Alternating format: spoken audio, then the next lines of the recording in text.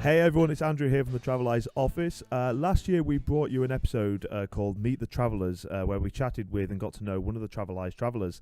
We wanted to follow that up with a second episode, and I today have with me the wonderful, the anxiety-raising, my sister from another mister. It's Denna Lambert. Hi, everybody. So, Dina, the idea is just to get to know those that travel with us, give people an idea of what kind of people they're going to meet on Traveleyes trips, really. And so, Dina, you've done a couple of trips with us already. Yes, I've done two so far in 1 year. And I'm like, why didn't I do this sooner? Yeah, awesome. So, Dina, tell us a little bit. Where do you live, and where did you grow up? So I am from the United States, specifically the Maryland area. So that's where all of the politicians live and the bureaucrats. But I'm also from Arkansas, so it's the South. And I think you guys took a trip down to the southern region of the U.S. So that's where I'm from. Yeah, we did Nashville, Memphis, and New Orleans. Yes. So, but now I've been living in the DC area for 15 years. And so you're one of our visually impaired travellers. Would you tell us a little bit about your sight loss, Dina? So I was born with congenital cataracts. It's something that runs on my dad's side of the family. So I do have some remaining vision, so I can see like colors and, maybe some objects, but not like details. So Andrew here could, be, Matt Damon for all I know. I'm spitting image of Matt Damon. Yes. Great. And you have a guide dog as well, don't you, Dina? Yes. I have a female black lab from the Seeing Eye. She's my third guide dog. Any other tools that you use? So, just like most visually impaired folks, I use a voiceover with the Apple iPhone as well as the iPad.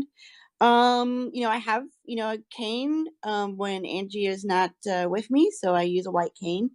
And just kind of the general blindness skills that people kind of use. I can use Braille.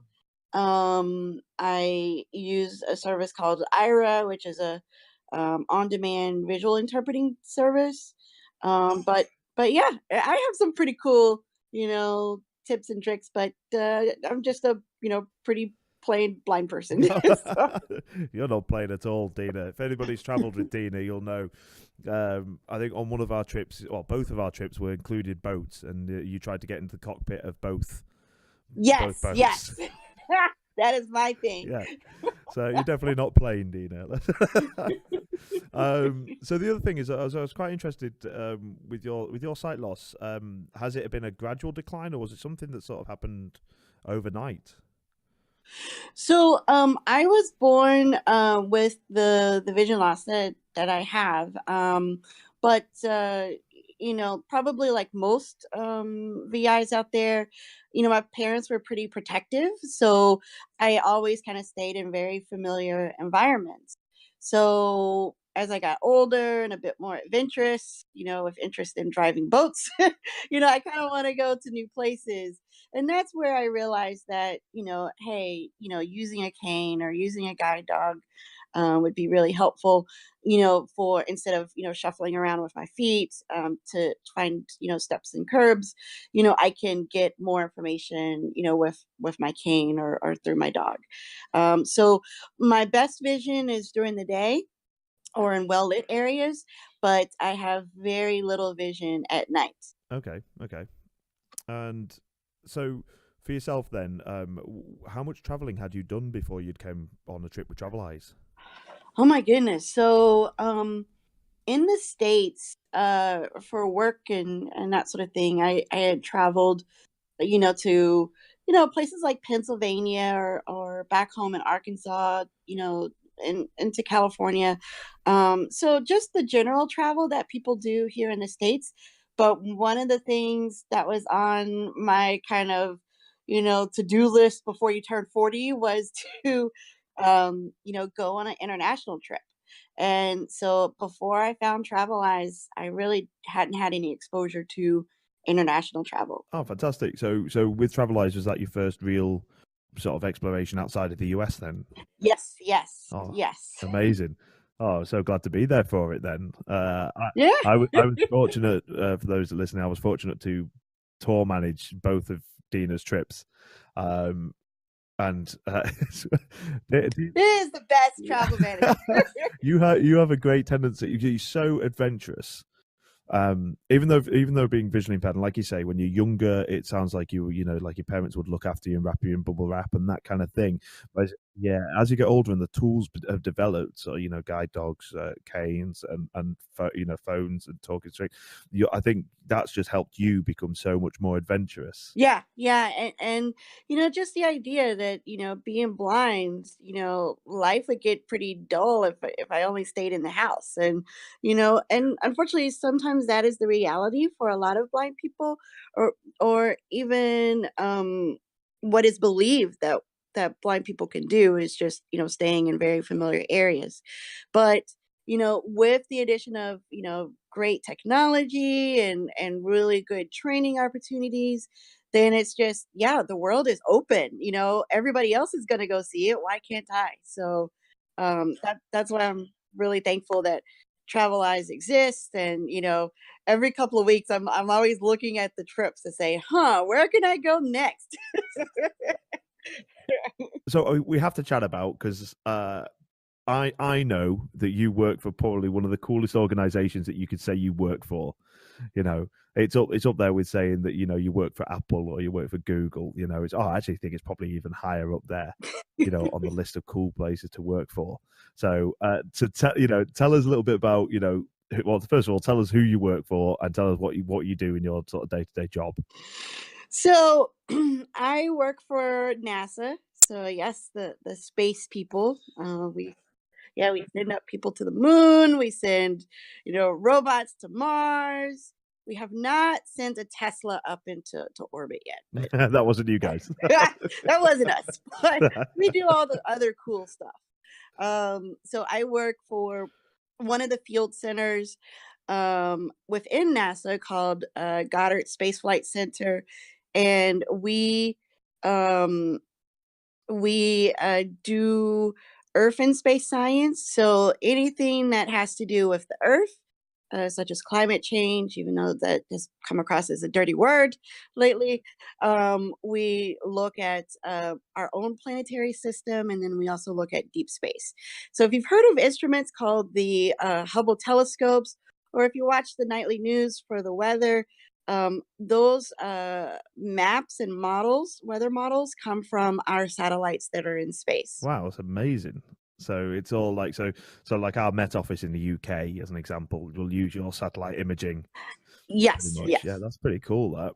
And what would you say then? So for yourself in that sort of working environment, I mean, do you know many other visually impaired people in the working sort of in your department or near you? So, yes, so before I came to NASA, coming from the South, it you don't really have a lot of role models that are blind that are doing technical careers like engineering or science or math, and so I just assumed that there would be no one else around, but NASA has done a lot of work to hire people with disabilities, including VIs out there. So once I was hired, I was able to connect with other blind folks. So I would say there's about 12 of us, on center and in various, careers. Definitely we wish there would be more, but there's enough of us around that we can share, what experiences we have. Somebody may have found a solution to an app or a software or some sort of challenge that we can kind of learn from each other, and that's been really helpful.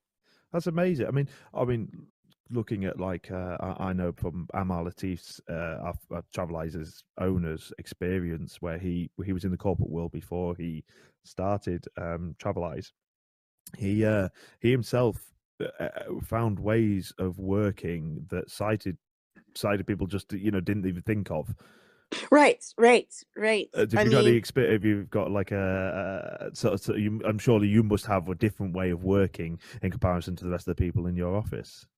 yeah, I mean, um, so I for me, can I like to hear information, a lot of the details that go into, a project. So I serve as a project manager, and there's one example where one of our scientists wanted a large, hyperwall of sorts, to display scientific information.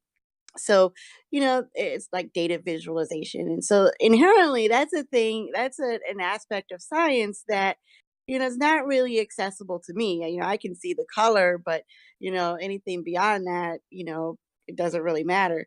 But, I'm the lead for that team. So it's up to me to make sure that we get this done. And, unfortunately, we're having trouble with the contractor that was building the hyperwall, and so everyone had a different perspective on it. And they were using terms like this and that, and, oh, this is crooked. And so everyone was looking at the same kind of issue, but the I guess the added value that I was able to bring in was to get everyone using the same kind of language, or at least defining what they meant when they say misalignment, or if there was an off slope or something like that from the wall or the construction of it, and so that it helped everyone see the same issue and come up with a solution. And so, while I wasn't visually able to see the problem, in organizing the team and getting them to verbalize the information and come to a consensus, then we were able to come to a conclusion that was helpful for our scientists. Oh, fantastic! So basically, it's like too many chefs, really, at one point. Yeah, too Yeah, many chefs. yeah. So they're all shouting at you different terms Yeah, for the yeah, same thing, and right. in order for you to visualize it, you got them to all work on the same level. Yeah, That's yeah, a really just great way of to putting it. Yeah. explain what they mean, and when you have a, construction worker talking to a scientist, sometimes they use different terms that may mean different things. So, it just takes a moment to step back and say, "Hey, let's break this down a little bit further," and, you know, at least come to an understanding of what we're doing. So, Awesome. Okay, so Dean, I have to ask, since you work for NASA, do you want to be the first blind woman in space?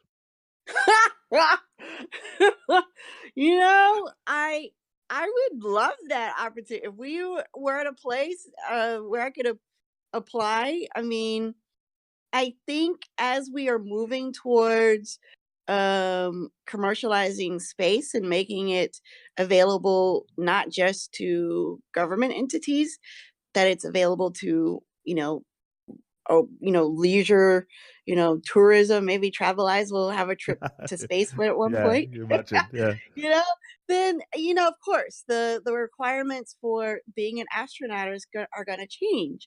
Right now, a lot of the requirements are based on military, physical requirements. So, of course, that would knock me out as an astronaut. But I think within the next decade, I think it's probably possible. Amazing. Yeah, I can imagine you straight at the front of the queue. Yes, You'd be, yes, driving it. you'd be in that cockpit before they'd even signed off on it. Yes, I've driven barges, Oh and yeah. so Not, I'm I must highly admit, qualified. you've driven the barge, but it wasn't in a straight line. Right, right. um, So I'm highly qualified to uh, be captain a space shuttle. yeah, So, yeah, definitely. You'd be first on my list. yes.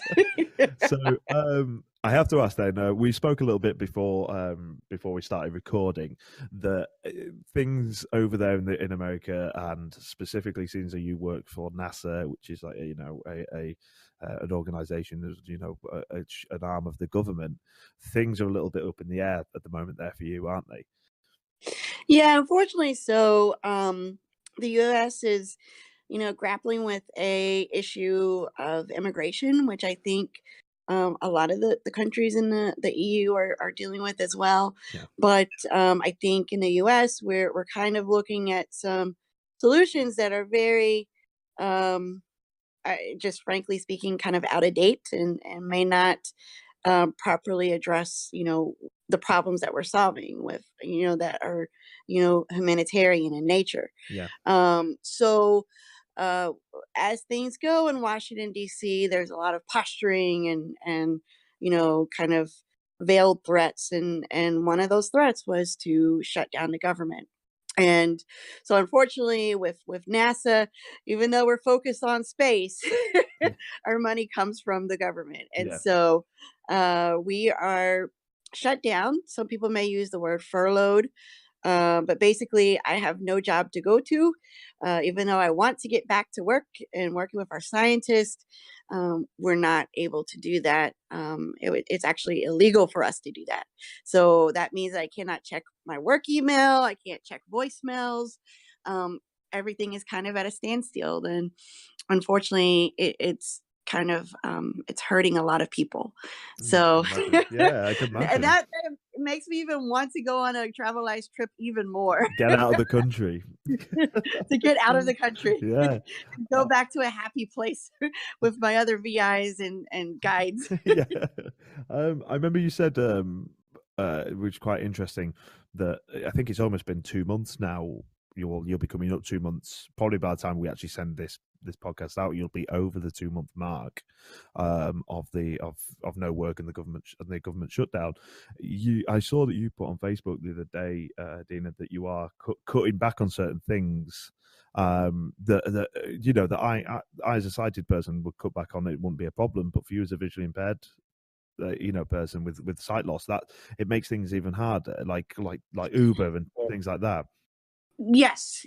I mean, it's one of those things of the tools that I use to be able to live an independent life, and a life in a community that's driven by cars.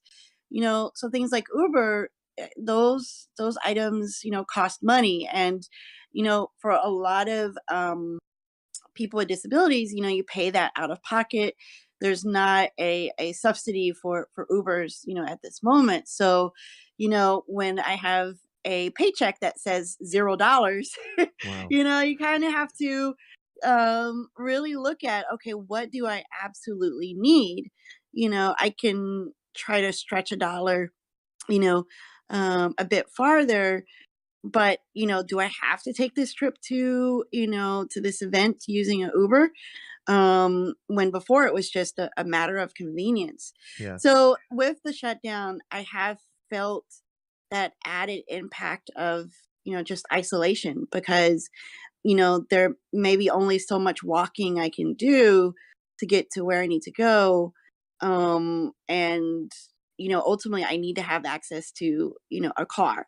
So Yeah. thankfully friends have stepped up and are kind of coordinating trips together if they need to go to the grocery store, or they're going to some kind of food pantry of sorts, then I'm getting a ride with them. But it does place me in that position of, am I becoming a burden? Am I becoming another kind of load for someone to carry? And Yeah. Do you when feel you're like losing a bit of your independence, yes, maybe? Yeah. yeah, and when you have a taste of independence, you want to fight to keep every Yeah. little bit of it, and that's been hard. Oh, So well, yeah, definitely. I could say, and I probably can. Will anybody else listening to this will probably agree that we hope it ends soon for you, Dina, and for everybody else that's probably in the same situation.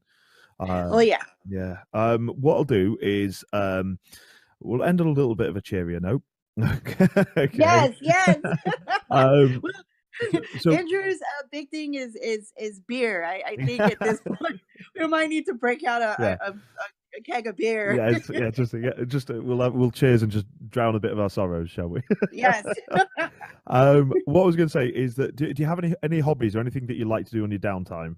Apart from, I remember you bought coloring books. Oh my yes.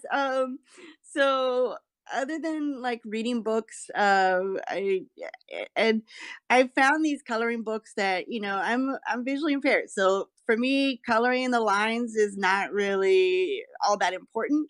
But just to be able to escape, you know, some of the craziness around coloring it brings me back to being a 5 year old. But one of the hobbies that I really enjoy is cycling.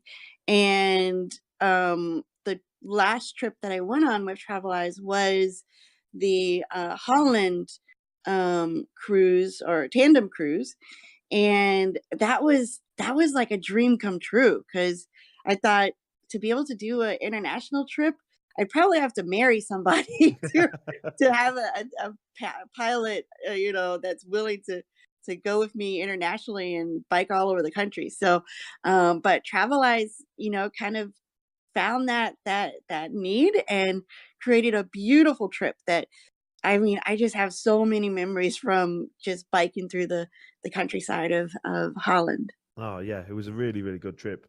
I remember us getting me and you getting told off for going on that kiddie's trampoline. Yes. Well, I had the excuse of not knowing that there was a sign that Yeah, says, but the nobody over but the the sign age of the sign was in Dutch, so I have yes. have an excuse as well. But I think I took one big jump and Andrew was screaming, "No, no!" Yeah, we were getting told off, weren't we? That was hilarious. Yes. I mean, would you say that's been your favorite trip so far then? Oh my goodness. Yeah, I mean it was kind of like an activity trip in that um you know traveled everywhere you went, and there were some things that we could see, like one of the bridges that I think was used in World War II or Yes, maybe it would have been too. um and just to see the history and the landscape, and just get a really vivid description from our sighted guides was awesome. And my pilot, Chris, we've just developed a really cool friendship. You know, now that we're back in our respective homes, that week of being on a bike together and navigating the terrain, you know, we built a connection, Yeah. and that is what is so awesome. And I have that same kind of connection with a lot of the VIs and the guides that were on the previous trip as well. And that's something that if you go alone on international trips, you don't get that aspect of it. But with doing group travel with, a setup like Traveleyes is just that's pretty unique. Awesome. Thank you for that. What I would say is, what for yourself? What does the future hold for Dina? What's coming up? Oh my goodness. Oh yeah, you were looking to adopt. Yes. And you said you'd got something Yes. accepted. Yes. So the part of the other reason why I wanted to do these international excursions was to kind of have like a bucket list of things I wanted to do before becoming a mom. Yeah. And the process for adoption in the US is that a family selects you um, as the parent of the child that they're having. And I was kind of doubtful that somebody would select me because of being visually impaired, but I got the call 3 weeks ago now that a family has selected me, and I'm going to become a mom in May. Oh, so fantastic. Oh, but congratulations. one of the things that I now know after going on these trips with Traveleyes is that I caught the travel bug. And so me and this little boy, so it's a boy, Uh-huh. we are gonna go traveling. So whenever possible, we're gonna go on some international trips. So Fantastic. that is something I would not have experienced had I not gone on these trips before. But Oh, what's coming up in the next couple of months no. is lots of diapers, lots of bottles, sleepless nights, all of that. Oh, amazing. Oh, congratulations. That's just fantastic news that for you, Dina. Thank you. Thank you. Dina, if you came across anybody that you thought, that said to you that they're nervous about international travel, or they're thinking about going with Traveleyes, they may be visually impaired, they may be sighted, is there anything that you could offer as words of encouragement that might might help somebody get over that fear of doing international travel? Oh my goodness. I I thought that there would be a larger language barrier. Um, and if I'm blind, how am I going to be able to communicate and ask for assistance? But I what I found was quite the opposite. That internationally, that so many people were very helpful in navigating the airports, because that was kind of your first hurdle, is to get through the airport to get to where you're going. And meeting up with the Traveleyes crew and the tour manager like Andrew, I just felt taken care of right from that moment. So I would say just give it a try. You never know what it may lead to. But it's it's an awesome opportunity not to take. So just do it. Just do it.